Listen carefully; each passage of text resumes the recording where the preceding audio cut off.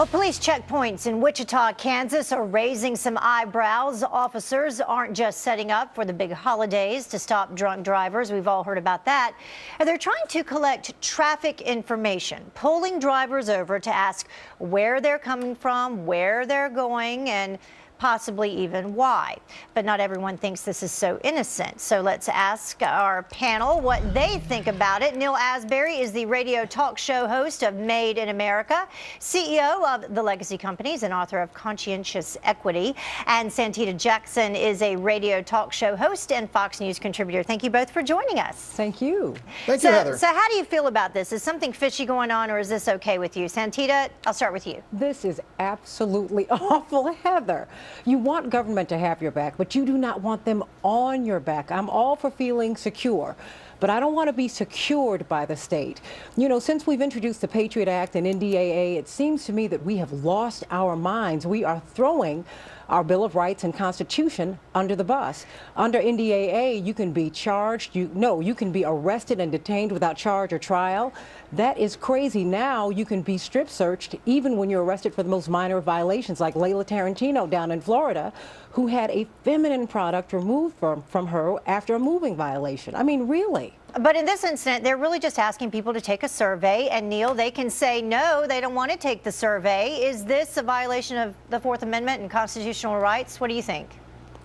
Absolutely. This is more nutty and interference in our day-to-day lives. I mean, people got to get to work. They got to pick up the kids from daycare. I mean, there's got to be other ways to do this. I mean, it's already stressful enough to have to do all the things we have to do. Now we have to slow down and decide we're going to take a survey or not. What happened to these black cables that they used to put over the roads? Or maybe they should just put a drone up there. But I just don't think that this is what we need to be doing. This is just more of the nanny state, and we've seen a rise of the nanny state in the last 3 years. Mayor Bloomberg with what size soft drinks we could drink. Fort Lee, New Jersey with walking and texting. And now are they going to ask us now, stop us and ask us what kind of jeans we're wearing? I agree totally. This is way over the line. What kind of jeans you're wearing?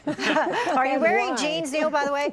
No, let's take a look at what the Wichita Area Metro Planning Organization, what they have to say on their behalf. They issued in part, this is their statement, the primary objective of the external station survey, that's what the survey is called, that they ask people to take, is to provide detailed information regarding traffic entering and leaving the Wampo region as key roadway or at key roadway locations. So they're saying that they're doing it to monitor traffic patterns, basically for safety.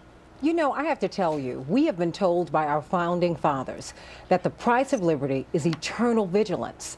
And you lose your liberties, you lose your rights, not in broad swaths, you know, Neal and Heather. You lose them incrementally. And that's what concerns me. I don't know why I need to explain to the police why I'm going across town or across the street. I don't think that's fair.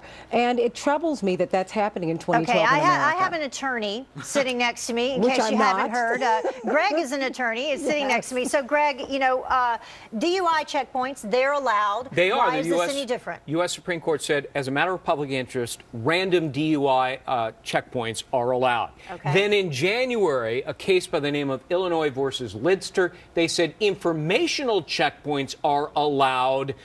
But that was a case involving a search for a hit-and-run suspect. This Wichita case, it strikes me, is way beyond the pale and likely, if challenged, would not be upheld. All right. But it may be the key that they say that they're doing it under the guise of safety. That's okay. A Supreme Court says you can do it under public safety, but I'm not sure that's public safety. Neal, Santita, thank you both so much for joining us. We appreciate your input today. God bless you. And you, Neal, Heather. next time we'll check out your jeans.